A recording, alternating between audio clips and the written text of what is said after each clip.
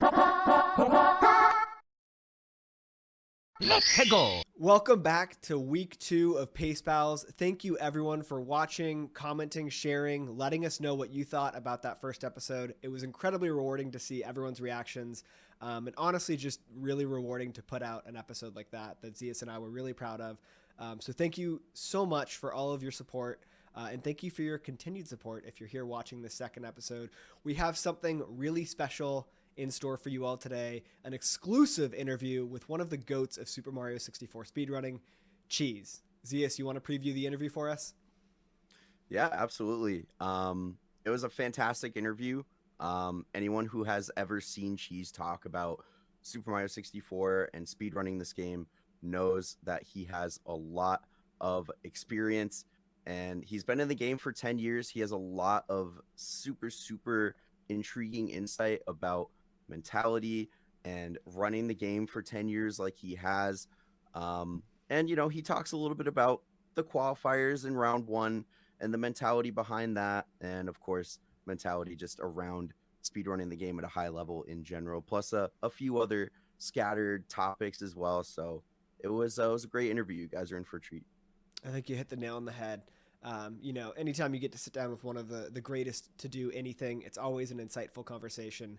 Fascinating to pick those people's minds because they just operate at a higher level. And so I think you all are really going to enjoy it. And honestly, I thought the interviewers were pretty good too. So Couple handsome guys doing that interview. Someone's got to sign them to a contract or something. ESPN, what's up? endorsements, whatever's out there. I mean, DMs are open, okay?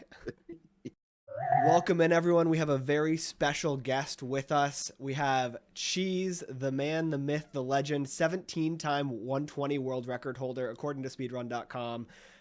Follow him at twitch.tv/cheese, on Twitter at cheese051, and then YouTube cheese speedrunning YT. Welcome in, Cheese. How you doing? Hi, I'm doing good. Can't complain, really. Love it. I'm just here, man, continuing the journey in the speedrunning world. 10 years. 10 years. Full decade. Yeah. And you're still killing it. You're still at the top of the game. You had an awesome performance this weekend. You came in with a 139.03, good enough for second place. How do you feel about that? Yeah, it feels good. I mean, so I knew that just a decent time was good enough because I think it's top 15 I get points. There's 3 rounds of qualifiers, and then I kind of just said, well, I guess my goal was maybe just sub 140 or something, that to lock in a good placement, and that's pretty much what I'm focusing on when it comes to the qualifiers, really. Watching Luigi get a 136, but he got that, but I was like, well, it doesn't really matter because second place is still more than good enough. So I was like, all right, well, I'm not even gonna try to beat that. So but yeah, it was a tough weekend, because mentally it's been tough. Speaking real here, mentally there's been some stuff going on, and I mean, anybody who speedruns, you guys would know what speedrunning is like, how difficult speedrunning is and how much it takes out of you. For sure. So Absolutely. when you're not 100% up here trying to do something as competitive and hard and energy inducing as speedrunning could be very tough, so trying to battle that was and is very tough. But I came out second place, so I am very proud of myself, that I just stuck it through. Yeah. So I'm very happy for that. But yeah, that's pretty much it. I'm taking it slow. I'm not trying to like go crazy on the grind or anything. Whatever happens. I have to learn to take it slow because it's very easy to like get to the point where you just want to like, especially when you're so close to world record and stuff, you want to go for it, you want to get your PBs, you want to do your thing. And when us speedrunners, we don't have much patience either, so it's like it's always we just want those PBs. We're so hungry for it. But sometimes you just got to realize, like, man, it's gonna come. You can't force it. We try to force our PBs and our runs and stuff a lot. We have to realize that it's just, we gotta just let it happen, dude. For sure. And learn to enjoy the game. So that's what I'm focusing on. And I think also, to add to that, after 10 years of playing, you get to a point where it almost feels like it starts to feel weird. It doesn't feel like a new experience anymore. So if you start to get that fear of like, well, am I going to burn out? Am I going to be done? Do I still like doing this? And you get to a point where you have to learn how to basically just chill the hell out, just teach yourself to be like, everything's fine. Don't rush it. Just let it happen. I'm just trying to have that mindset. And when it comes to the qualifiers, I kind of just went into that with that mindset too. Like, whatever happens. And just I was pretty confident that I could get some sort of decent run in to get a good placement, and I did it. So that's pretty much it. Yeah. I mean, you absolutely. But there was a lot on my mind. Yeah. I mean, knowing there's so much on your mind, knowing you're battling all that, and you're still coming out in second place, doing more than you need to do to ensure you're going to qualify, is incredibly impressive and speaks volumes to how talented you are, both obviously at the physical aspect of playing the game and executing the controls, but also the mental aspect of keeping that in check as you're literally going out there trying to do your best, playing this game that you've been grinding for a decade now. For some people in the community, I mean, that's the majority of their lives. You've been grinding away at this game, which is crazy to think about. Yeah, it's funny because Ouija just said on his stream the other day, and I did not know this, which I don't know how I didn't know this, but Ouija was like that he's reached a point where he's pretty much spent around half his life speedrunning. Wow. And I thought he started like 2016 for some reason, but he apparently started before I did, which I found that crazy. Apparently he started January of 2014 and I started April of 2014. I had no idea. And he was literally like 11. So it's like half his life. Crazy. And I thought about that and I was like, it's true, dude. Like, holy crap. Like, he even more than me. For me, it's about a third of my life. Yeah. And yeah, it's just crazy, dude. So yeah, you get to a point where you have to like find ways to not burn out and hate the game, because we know we like the game, Definitely. But it's 10 years is crazy. It gets hard. So after all this time, you've competed on many, many, many stages, in many different formats. How does competing in an LTA style event compare to something like for at least someone from your perspective, how does that compare to maybe like a more traditional 1v1 kind of tournament format? Like, do you have a preference? Does it not really matter to you? Yeah. 100%. I probably would be I probably am a bit biased towards the LTA. I like the LTA a lot. I've actually I won't be surprised if I said in the past that 1-on-1 or 1v1 race format, the speedrunning, is just, I probably said something like it's painful or something, but that's just me, messing around. From me, I did not like the 1v1 race format. Well, I enjoyed it. It's not that I didn't like it, because before LTA format, before Break the Record, those formats were even thought of, we had the 1v1 typical race format. That's what there was. And I did enjoy it. But there were many times where I was like, this feels like a pain, because if you're competing against someone that's in your skill level or better than you, and you are behind, it's just that the chances can be so low for you to come back. Yeah, even though there have been many times that wasn't the case. There was many times where people at the end came out and then ended up winning because the other person messed up and died in bits twice or something, whatever. Right. So it is possible. So, but for me, I remember there were many times where I was like, I don't know if I feel too great about this format, because especially if you're not 100% like having a good day or something, and you know you have to do this no reset run, and sometimes it just feels like I have no interest in finishing this. And then it could be difficult. But a lot of people do like the format. I know a lot of people who've talked about that they enjoy that a lot. So, but if you were to ask me, 100%, I would choose the LTA format because it's more close to home. It's more close to like that feeling of you can do your runs in your own time. You can take your breaks whenever you want to, whatever. So it feels more like what you're used to doing at home, speedrunning on your own time. So it's easier to deal with.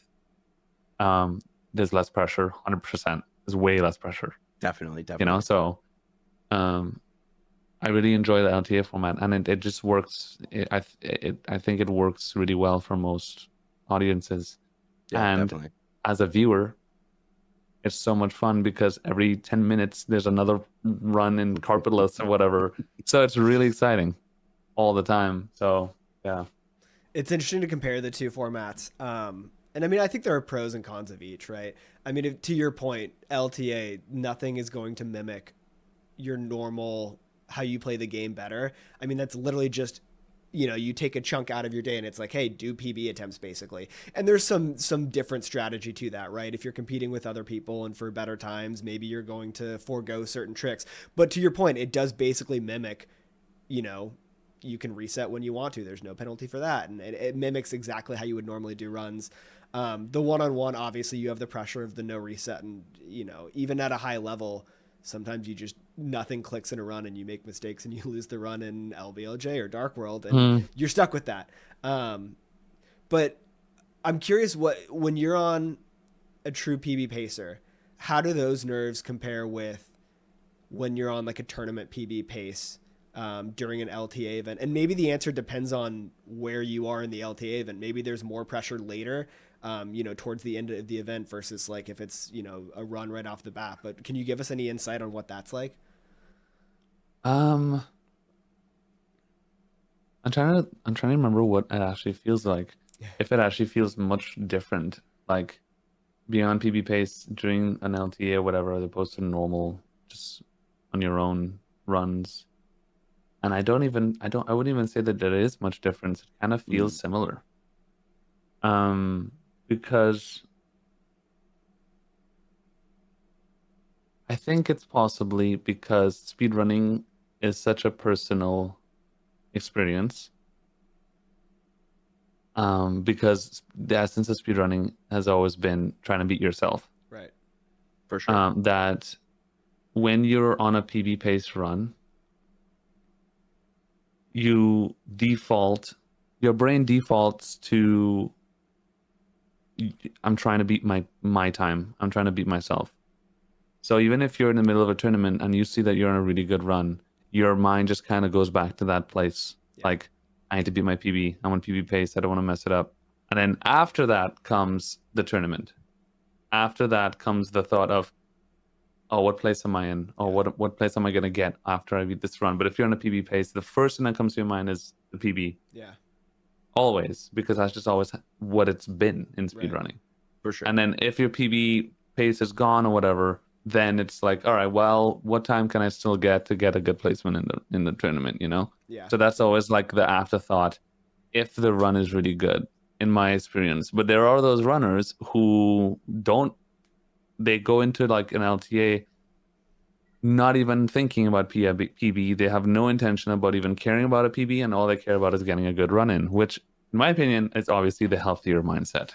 In going into a tournament, that's probably better, because you're just focusing on finishing a decent run or whatever that could give you a good placement, because that's the point of the tournament, right? In that case, or especially a qualifiers. So much so that a lot of people don't even compare it against their PB splits, because they're just like, all right, I'm gonna, yeah. Right. But yeah, I would say the feeling is pretty similar to just normal runs. Sure. So go ahead. Go ahead. Just kind of looking at this weekend's, to your point again about just like not needing to shoot for that PB, not need to shoot for the moon on every single run. Looking at kind of the qualifying times from this weekend, the top 7, there are some 140s in there. Does that help you maintain the mindset that you kind of want to adopt of like, I don't need to put my all into this to qualify. Like, I just need to get a run that's good enough to qualify, you know? So like,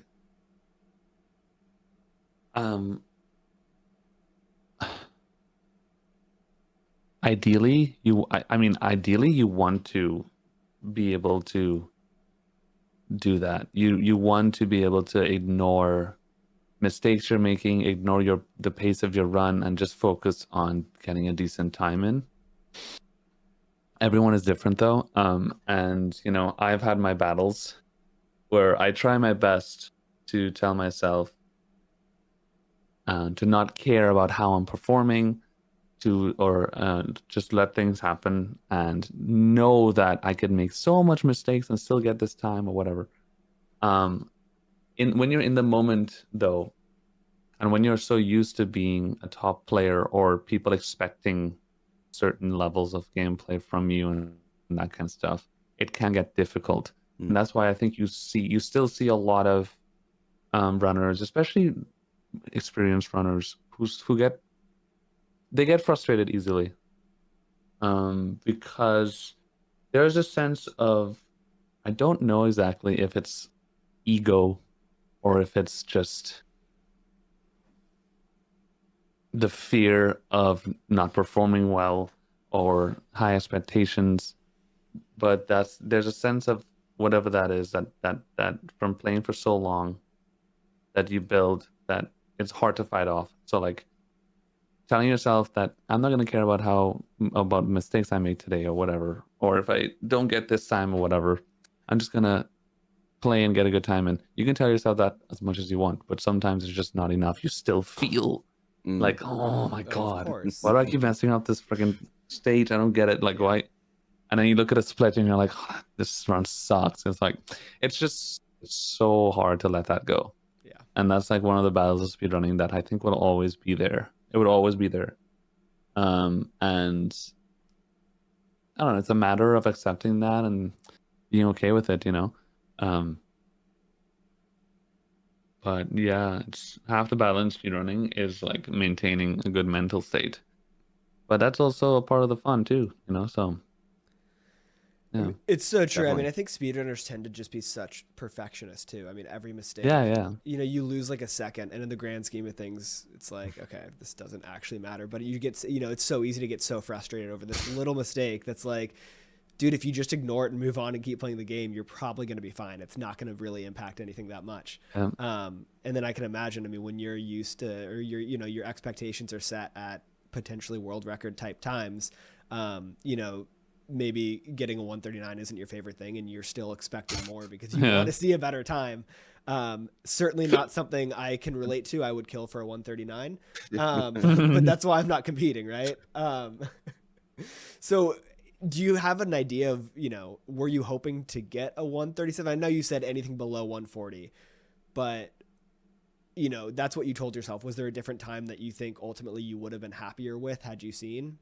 No, not really. I don't. That's the thing. Yeah. Like, if I got a 138 or a 137, I would have been like, I probably would have thought like,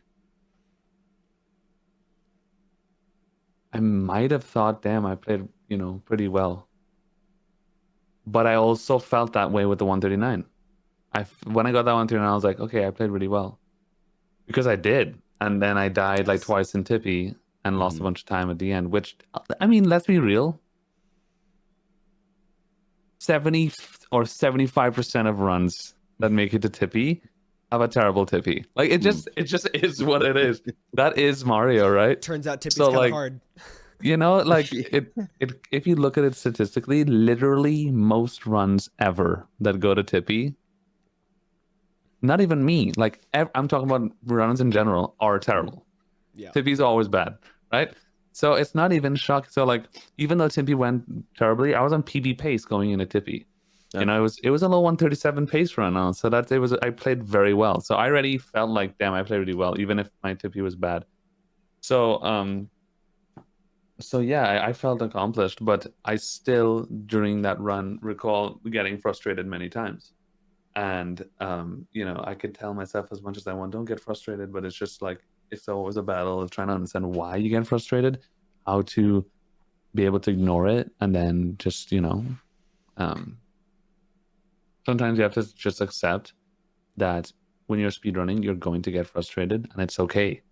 You know, sometimes you just accept that, like, you know what, screw it, I'm going to get mad and whatever. If I get mad, I'll get mad, get over it, and it's fine. And you just accept that. Don't be afraid of getting mad. It's going to happen. It's okay. You know, and a lot of people look at it that way, and sometimes I do, and it helps. Sometimes I have those days where I just don't get frustrated, and I somehow don't care how I play, and I finish a run, and I'm just like, great, you know. But it's just it's very weird, you know. Your mind just kind of does what it wants to do. It feels how it wants to feel. Yep. And yeah, it's yeah, it's a journey. So competing in an LTA, I feel like we maybe touched on it a little bit, but you know, just like the tolerance to resets and when you kind of know like, okay, maybe I should reset. Like, do you have any sort of like set strategy in order to determine that? Or is it kind of just like, I feel like continuing this run, I'm going to continue it. Like, I don't care what happens. I'm just going to continue.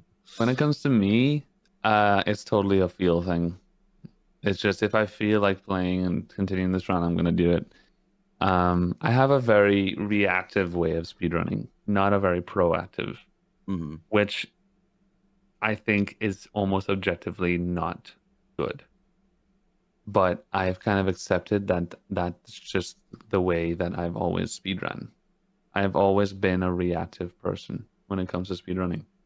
And yes, it's worked for me. It doesn't mean that's if it's not really inherently better, it doesn't mean it won't work, because it worked. It still worked for me. I got world records. I became one of the best players, even though I know I'm a very reactive person. And by reactive, I mean not being able to tell myself that, you know, be objective with my runs and be like, listen, I'm not going to reset unless this happens, and actually going through with it. I've always been, since day one, the runner where if I make a certain mistake, the run could be great. I make a certain mistake I don't like, the run's over for me. In my mind, it runs over. I would say Ouija is also kind of a player like that. You know, we all know how Ouija is. Like, amazing, best pace ever, makes a mistake he doesn't like, runs dead. Yeah. Yep. You know, we're those kind of runners, but it works for us. Yeah. You know, it could be very stressful and mentally taxing, and it is. You know, we get mad a lot, we get frustrated, and I think that being those kind of reactive people makes us get more frustrated. 100%.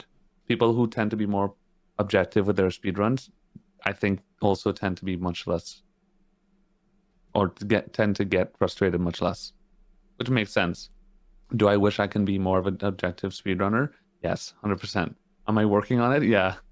Have I been working on it for the past 8 years? Yeah. Has it been working? Not really. but we'll see. I don't know. But at the same still time, working on it. It probably contributes to your success, right? I mean, you and Ouija, as a result, I think have these very high standards. I mean, it's led to you getting, you know, 17 world records, again, assuming speedrun.com has accurate records on that, and Ouija getting these insane world records with the 137.35 before Carpetless and then his most recent one. So I think, you know, there's pros and cons to it, right? Like, yeah, you might get frustrated more. Yeah, you might reset these crazy paces because you made a mistake you don't like. But at the same time, it leads to these explosive runs and just these awesome results. And at least as a viewer, I mean, it's so fun to watch. I mean, it makes the experience so much more fun. I'm glad it does. Thank God.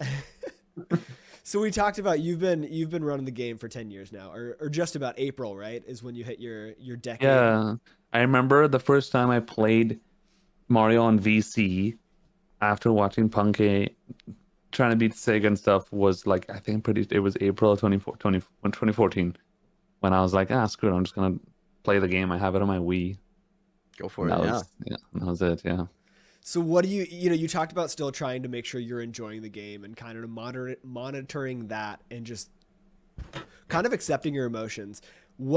How can you still ignite the passion? Like, what about the game still excites you? Is there anything you can do that, whenever you do it, if it's like good runs, deep runs, maybe practicing, what kind of ignites that fire for you still?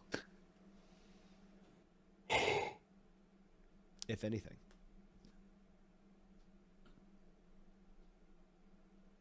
I don't.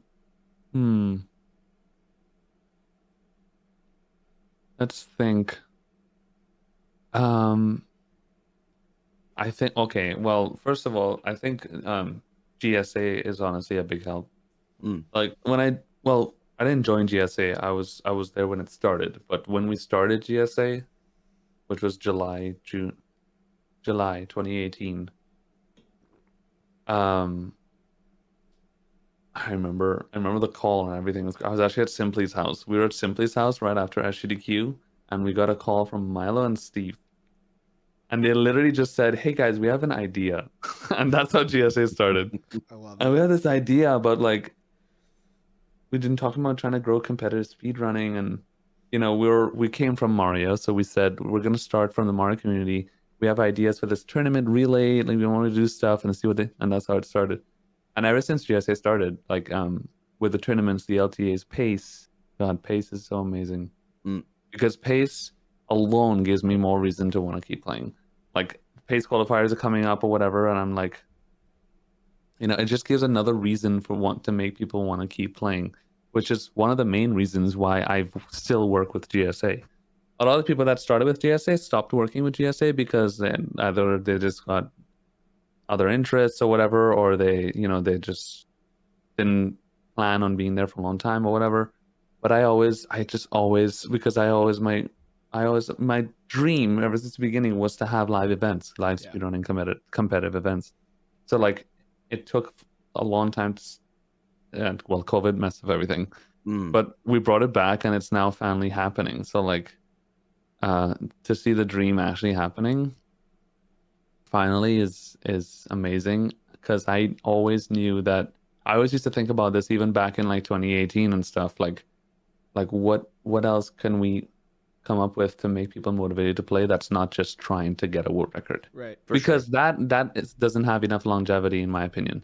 Just the idea of trying to PB in your house forever, that's going to get old at some point. Yep.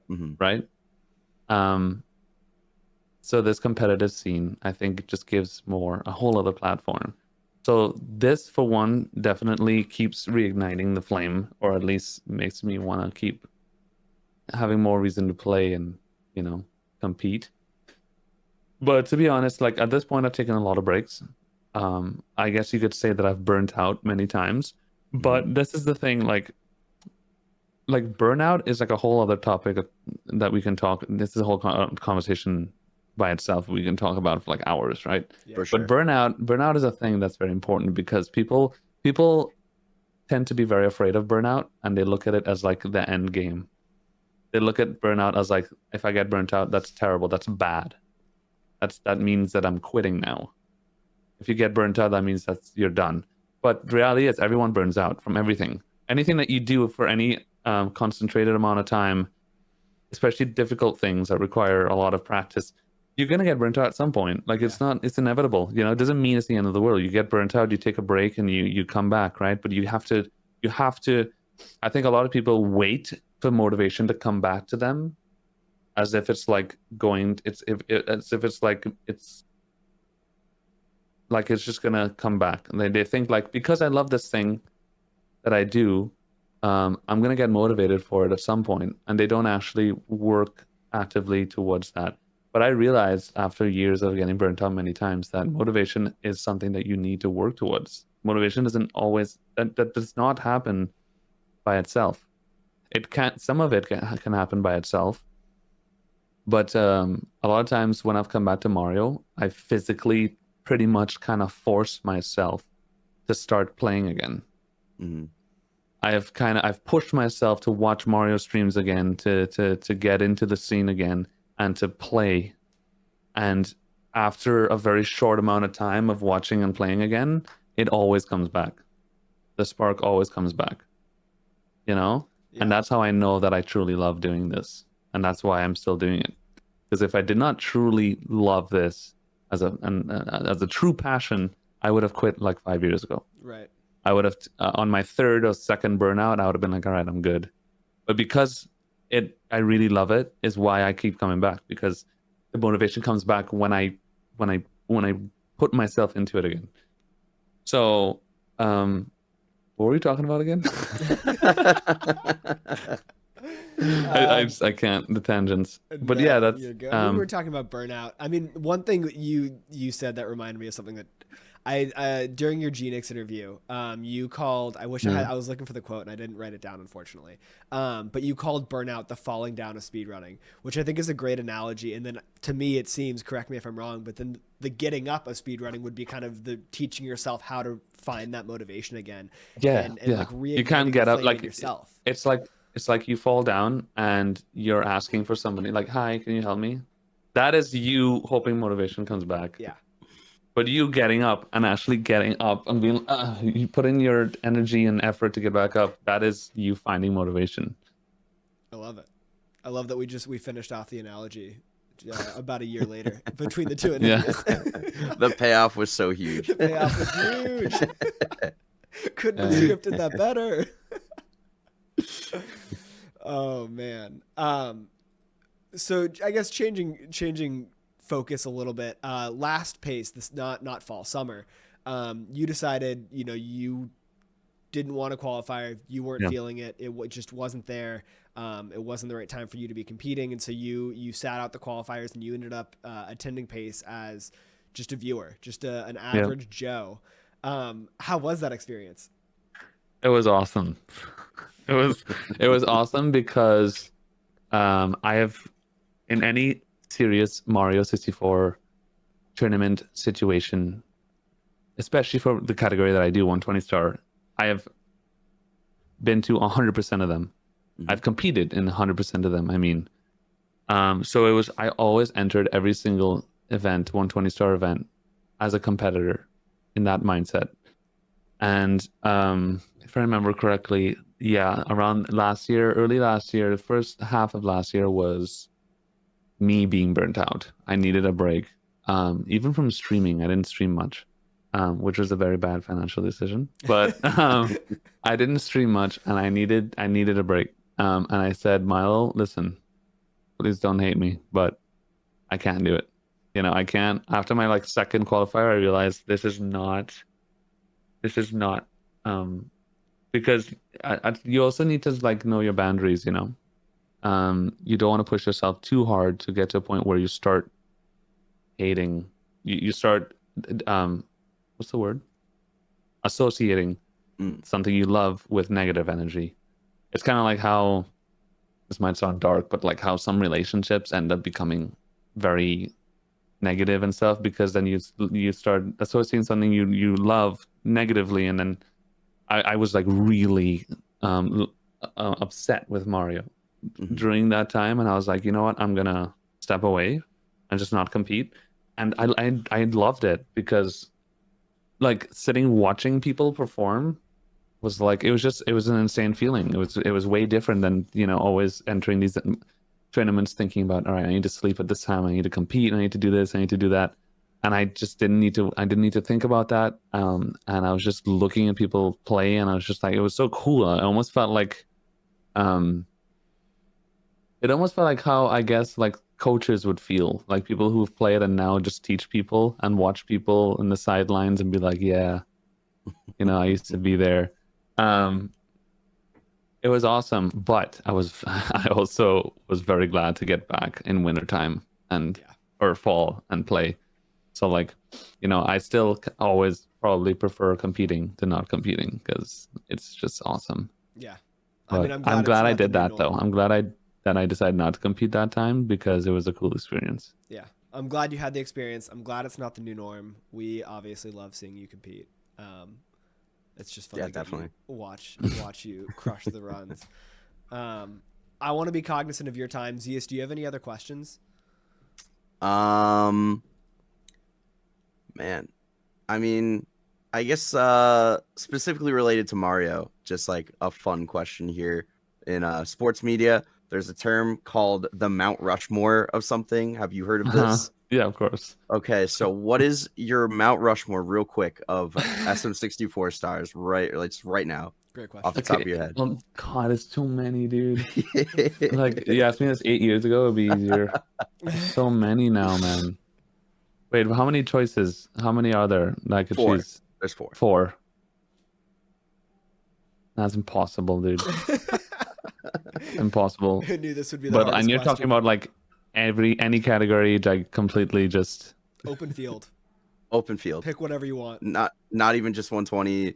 It could be no reds. It could be reds for a Bowser stage. Like anything you want. Fire Sea Ultimate Cycle. Oh wait, hold on. We're not talking about runners.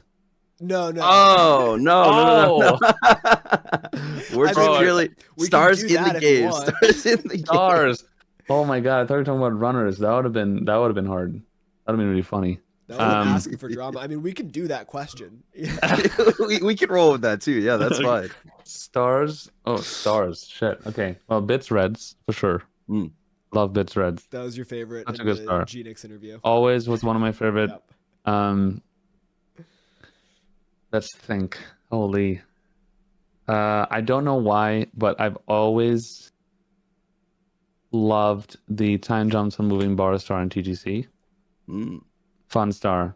Solid Although choice. even though like a year ago I started doing not even a year ago, but I started doing the one that Callie does, like the time jumps moving bars. Yep. I'm not gonna be doing that anymore, I don't think, because it's just too dangerous. Yeah. For sure. But I just remember always loved practicing that star. I thought it was a fun star. It was just so cool. God damn it.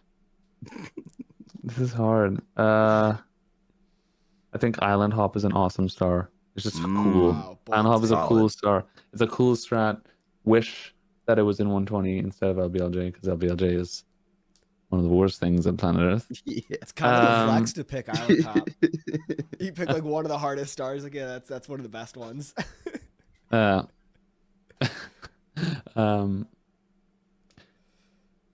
At least before, years ago, Whichever 100 was one of my favorites. Whichever 100 plus reds, I mean, the 120 star one. I love that star a lot. I started not liking it anymore when the new strats and stuff were implemented. I don't even know why either. For some reason, I just now have a big issue with Whichever 100. But that was always one of my favorite stars. And with that said, Whichever Secrets would be up there too. So I would actually say not Whichever 100, but Whichever Secrets, Bits Reds, Time Jumps and Moving Bars. If I had to choose a fourth one, honestly, God. Right now, I might choose the Monkey Star in TTM. The Really? Monkey Star. I didn't see Yeah. that coming at all. Interesting pick. Because of the new movement that I do there, the one that Callie does with the box, when you wall kick on the box. That's so. That yeah, is yeah, so yeah. cool. It's Yep. so It's a very sick. cool strat, looks awesome, and it's fun to practice. Yeah. I just like practicing it. So The visual appeal on that one is through the roof. It's so sick Yeah. to see. yeah. I love it. Well, listen, Cheese, thank you so much for your time. We really appreciate you coming on, sharing your insights. Congrats on a hell of a first weekend. Awesome 139.03, second place, a lot of points. You made it a lot easier on yourself these next two qualifiers to make sure you're going to be there in person in Laurel, Maryland, competing in the finals. Mm-hmm. We can't wait to see you there. Best of luck in the next qualifiers, and you're welcome back on anytime. We'd love to have you again. Thank you so much, guys. Appreciate that. Of course. Also, I would like to mention the 4 stars I chose were all in upstairs. No not a love surprise. for lobby. No 'Cause lobby love. I always shit talk. Lobby and basement. I hate downstairs. The first half of 120 is gross. That's fair. I mean, I feel like you play it so much. I feel like getting upstairs is like, it just makes it better because you're like, hey, this is like, we're deep in the game here. I don't know why. I had upstairs is just more fun. I like it. I mean, I think I feel upstairs like- is more fun. I feel like it's because there's always more pressure on upstairs, and you got to grind that shit out like really, really hard to make sure you can kind of keep it together upstairs and really perfect that for sure. It's more pressure and stuff. And I just, for some reason, the stars are more fun for me. Yeah. I think every upstairs stage is awesome, in my opinion. Yeah. I But mean, yeah. I feel the same way. I don't even ever play upstairs. I play 16 mostly, so I literally never get up there, but I think they're way sicker. Yeah. Alrighty. All right. Well, thanks so much, Cheese. I really appreciate it.